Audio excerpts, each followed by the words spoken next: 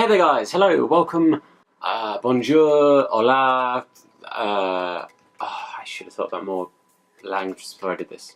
Hello guys, welcome back to Hursty Games and welcome to something again I'm fairly sure you guys are going to have seen millions of this style thing on YouTube, basically about the World Cup, but we're going to look at the sort of first 11 sort of worst players at the World Cup. Now when I say worst, I don't just mean in regards to how bad they are as a player. I mean in regards to how badly they have played at the World Cup. So it could be they've underperformed, it could be that the expectation for them has been really, really high and they just haven't met it. It could be a number of things really that gets them put onto this list. Now I'm sure a lot of you will have very similar views to some of these players. It could also be that I've missed some players or some players you think I'm being a bit harsh to. So let me know in the comment section as and when we're going through if there are players that you agree with, disagree with, you think I've missed, anything like that. Let me know in the comment sections because I want to hear your guys' thoughts.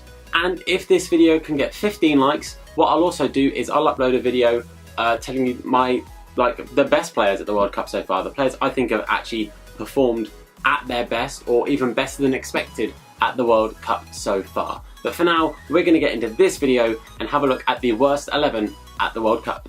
Okay, starting off in number 1 or at number 1 or in goal, I'm sure it's going to become as very little surprise to most people that I have picked Manuel Neuer. He has not had a good World Cup by any stretch of the imagination. Now, I was kind of torn between a few goalkeepers. I'll be honest, De Gea was very, very close up there, but Spain did get through, so I thought, you know, he's not performed so badly that it greatly affected the team in regards to sort of actually getting through the group stage, even though obviously his blunder against Ronaldo's shot really was quite impactful on that game. They still managed to claw through, whereas Neuer's performances have been a big influence on Germany going out during the group stage, which is massive. So Manuel Neuer takes spot number 1 for me. At left back, I have gone with Mohamedi, I believe it's said, from Morocco. Now there's one big standout thing for me in picking Mohamedi, and that was his sort of acrobatic throw-in attempt against Spain. If you haven't seen it, I'm sure there are videos all over YouTube. It's absolutely ridiculous. It's just appalling. It's just such a stupid effort. And I don't really get why he did it. And well, he looked like a right numpty for trying it. So almost for that alone, he's gone in. But also Morocco didn't have the best time. They did have a very, very bad group for them to try and fit into. But I really don't think he did himself much justice at the World Cup and didn't really do himself any favours, let's say. Starting off in the defence, the central defence, I should say. Again, another player that probably won't surprise you. I picked Jerome Boateng. Now, a lot of people I'm sure will go with Hummels, especially in that last match where, you know, they just needed a goal against South Korea, get themselves into the lead and just kind of put South Korea to bed. And Hummels had a lot of chances that you could argue he probably should have at least got some of them on target or finished them. But Boateng didn't even play because he got himself sent off in the game against Sweden. Now, it was stupid that he got himself sent off, knowing the difficult position that they were in, especially at the time. They were lucky to scrape through. Great goal by Cruz. I'm not going to take anything away from that.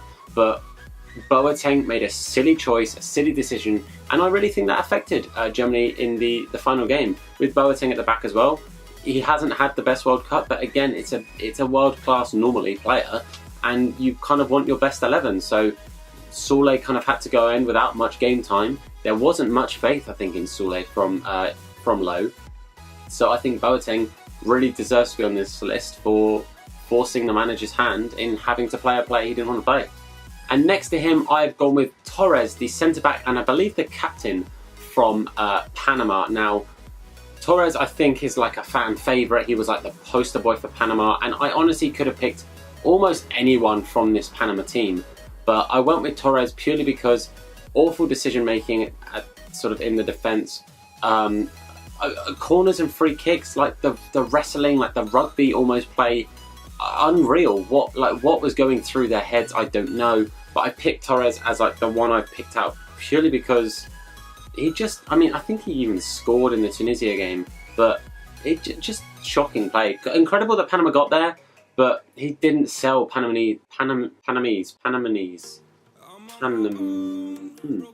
But he didn't really sell Panama as a footballing nation with the atrocious attempt at defending. So for me, he makes his way into the squad.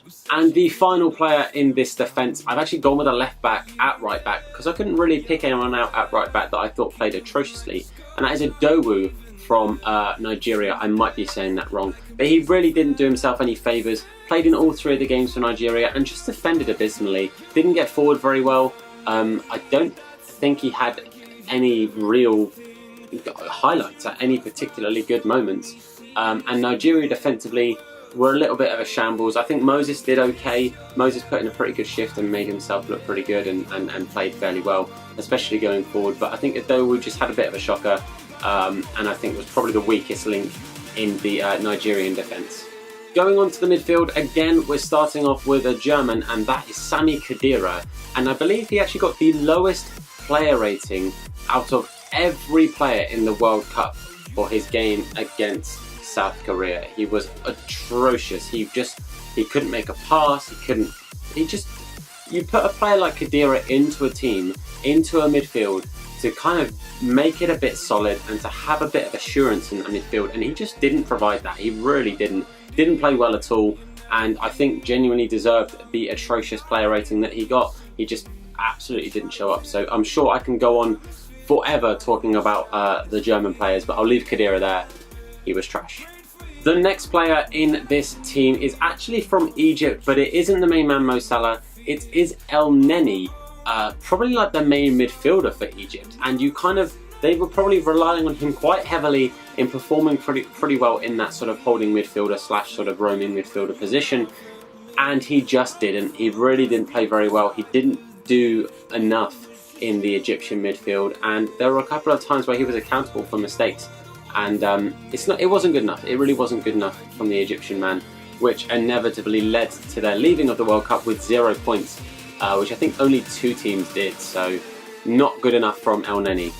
And next to him, a fairly easy and obvious choice to me, that is Carlos. I think it's Carlos Sanchez, the Colombian midfielder.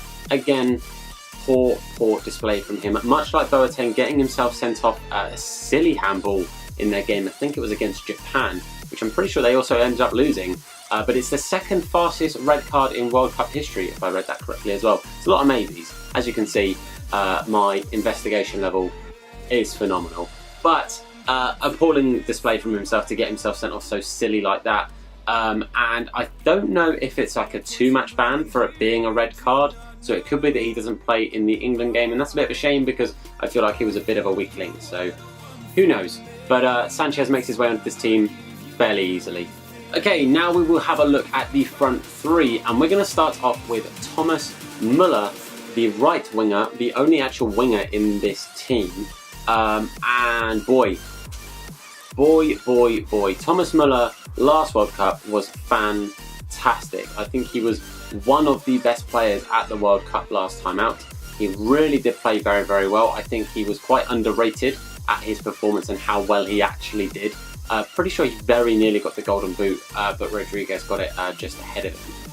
But you know what? He was appalling. Much like the Khedira situation, much like the Boateng situation, they just didn't perform. You can see there's a lot of Germans in here, and you might think I'm being biased, but genuinely, Germany were the biggest disappointment at this World Cup in regards to their quality and what you would expect from them and what they actually provided in in realism. So what actually happened in comparison to what you'd expect them to do, they were atrocious, and Thomas Muller was a big part of that. Just wasn't good enough. Really wasn't good enough, and I'm not surprised that he was dropped in the 3rd game against Korea. On the other side, we actually have a striker instead of a winger, purely because I couldn't find enough wingers that I thought were abysmal. But it's another German, it's Timo Werner. Boy, did Timo Werner have a bad World Cup. I don't think he got a single goal. He probably had the most missed chances of any German player in the World Cup. Hummels was probably a close second, especially in that Korean game, but he was just poor. He just couldn't finish. Now, I know it was his first proper World Cup, or first proper big international tournament for Germany. I also know that he's quite a young guy, and he's fairly new onto the scene, and he's kind of hit the ground running in the last couple of seasons, but he just didn't perform. He really didn't perform. I think he looked very average while he was out there. He made himself look really, really poor, which isn't great. And I'm sure a lot of Germany fans and a lot of people watching the World Cup will agree that he was one of the biggest disappointments. I thought he would help carry Germany through that group at least, and it just didn't play out like that. He just didn't play well at all. So I'm afraid, Team Averna, you make the list. And last but not least, another big striker, this time not a German, but does play in the German league, and that is Robert Lewandowski. Now, Lewandowski had an appalling World Cup. I mean, Poland didn't play particularly well. That's nice and easy to put out there. Poland weren't great. But Lewandowski, sorry, I'm probably saying it wrong, didn't show up, didn't do enough, half the time didn't look like he wanted to be there. Like, I know that's probably not true, and that's probably a little bit harsh coming out of me saying, but he just didn't look like he cared enough, and there was no effort, there was no real sort of drive from himself to try and get the ball sometimes, or put himself in a great position. So I think Lewandowski really had an atrocious World Cup, and again, very easily makes this 11. But boys, that is my 11, that is my personal opinion. If you disagree, then please feel free to disagree, and let me know in the comment section if you agree. Again, let me know.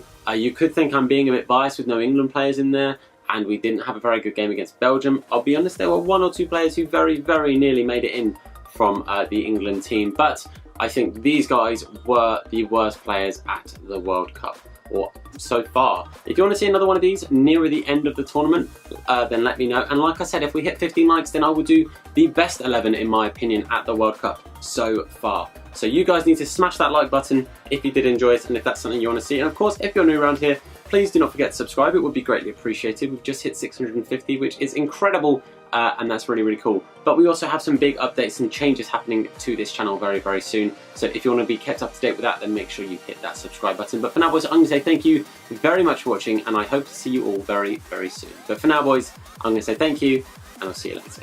Look after yourselves.